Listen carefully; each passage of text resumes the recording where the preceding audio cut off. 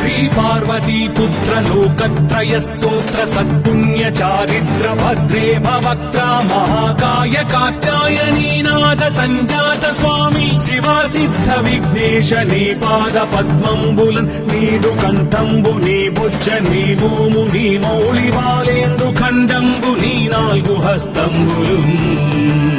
నీ కరాళంబుని పెద్ద వక్త్రంబుని ఏకదంతంబుని పాదహస్తంబులంబోదరంబున్ సదా మూషికాశ్వంబుని మందహాస్తంబుని చిన్ని తుండంబుని గుజ్జు రూపంబుని శూర్పకర్ణంబుని